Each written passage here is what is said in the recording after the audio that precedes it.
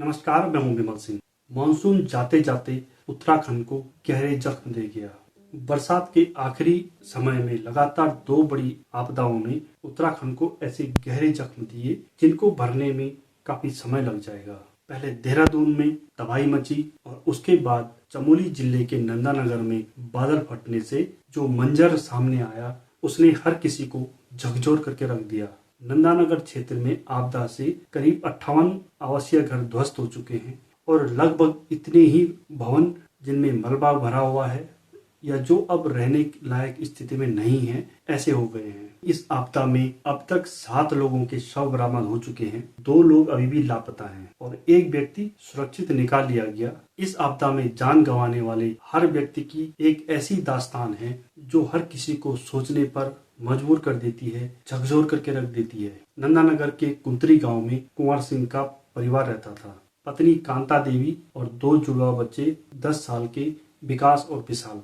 17 सितंबर की रात जब पिंसर की पहाड़ियों में बादल फटा तो गधेरा उफान पे आ गया और मलबे में कई मकान ध्वस्त हो गए। जो लोग भागे वो बच गए और जो नहीं भाग पाए वो मलबे में दब गए। कुंवर सिंह, उनके दोनों बच्चे और उनकी पत्नी मलबे में दब गए। करीब 16-17 घंटे की मशक्कत के बाद कुंवर सिंह को बचाव कर्मियों ने सुरक्षित निकाल लिया, लेकिन उनकी पत्नी और दोनों जुड़वा बच्चों की मलबे में दबने से मौत हो गई। जब रेस्क्यू टीम ने मलबा हटाया तो वहां का जो नजारा था उसे देखकर हर किसी का दिल दहल गया। कांता अपने दोनों बच्चों को सीने से लगाई थी। इस दृश्य ने हर किसी को झकझोर करके रख दिया। कांता अपने बच्चों को बचाने की कोशिश कर रही होगी। आखिरी क्षणों तक उसने कोशिश की होगी कि अपने बच्चों को बचाया जाए, खुद को बचाया जाए, और दोनों बच्चों को सीने से लगा करके एक साथ इस दुनिया से रुखसत हो गए। 10-10 साल के दोनों मासूम भाइयों के जब शव निकाले गए तो वहां उपस्थित गांव के लोगों की चीख पुकार निकल गई। अब कुंवर सिंह अकेले रह गए। उनके बच्चे, उनकी पत्नी अब इस दुनिया में नहीं है। इसी कुंतरे गांव में जान गंवाने वाले एक और शख्स हैं, नरेंद्र सिंह, जो मानवता का फर्ज निभाते हुए इस मलबे में दब गए। जब पहाड़ी से तेज आवाज के साथ पानी और मलबा आ रहा था, लोग घरों को छोड़कर सुरक्षित जगह पे भाग रहे थे। नरेंद्र सिंह का परिवार और वो खुद भी सुरक्षित जगह पे निकल गए थे, लेकिन नरेंद्र सिंह ने अन्य लोगों को बाहर निकालने के लिए उनको आवाज लगानी शुरू की ताकि जो और लोग घरों के अंदर हैं वो भी निकल जाएं। वो जोर जोर से चिल्लाते रहे, लोगों को कहते रहे कि जल्दी से बाहर निकलो, पहाड़ी से काफी मलबा आ रहा है। कुछ लोग बाहर निकल भी गए, लेकिन इतने में ऊपर से काफी मलबा आया और नरेंद्र सिंह को अपनी चपेट में ले लिया। उनकी मलबे में दबने से मौत हो गई। बच्चों के सिर से पिता का साया उठ गया। पूरा परिवार शोक में डूबा हुआ है। मलबे में दबने वाले 2 और शख्स 70 वर्षीय जगदम्बा और उनकी पत्नी 65 वर्षीय भागा देवी। जगदम्बा प्रसाद और भागा देवी की 4 बेटियां थी और एक बेटा था। करीब 12 साल पहले उनके बेटे की एक दुर्घटना में मौत हो गई थी। उसके बाद उनकी बड़ी बेटी के पति की भी काफी समय पहले मौत हो गई थी। करीब 4 साल पहले बड़ी बेटी की भी मौत हो गई।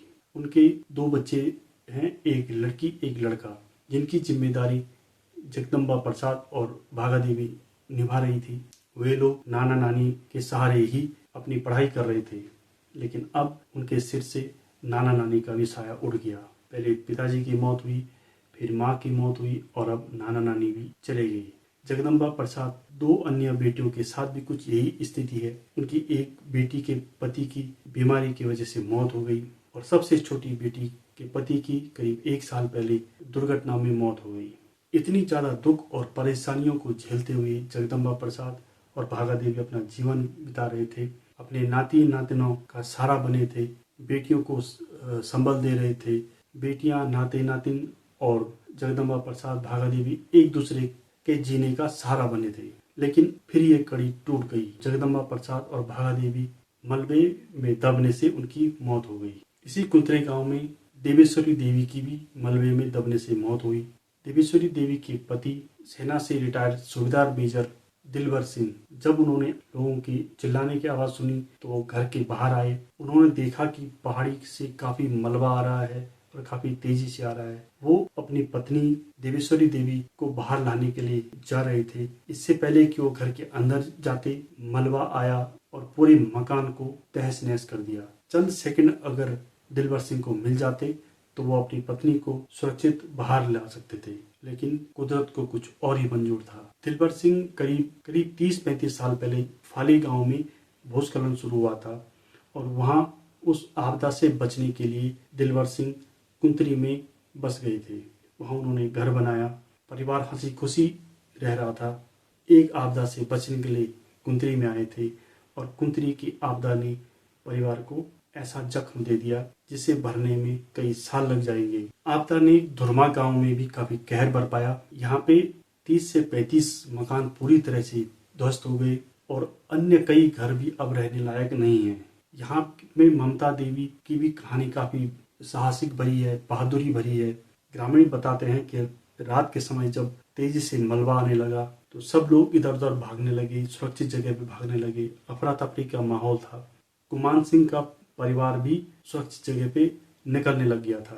ममता देवी जो गुमान सिंह के बड़े भाई के लड़के की पत्नी हैं, उन्होंने अपने बच्चों को पहले सुरक्षित जगह पे भेजा। उसके बाद उनको एहसास हुआ कि बुजुर्ग ससुर जो उनके काका ससुर हुए वो घर के अंदर हैं।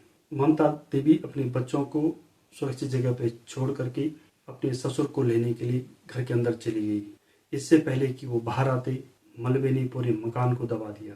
लोगों का जीवन, लोगों का घर, पूरी गृहस्थी एक पल में बिखर गई।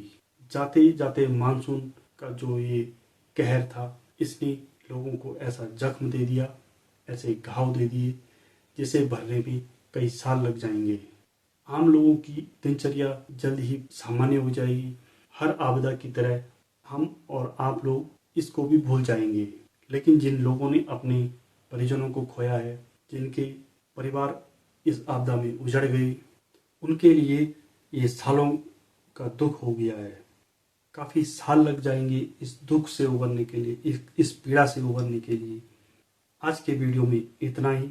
वीडियो को लाइक कीजिएगा, चैनल को सब्सक्राइब जरूर करना। नमस्कार।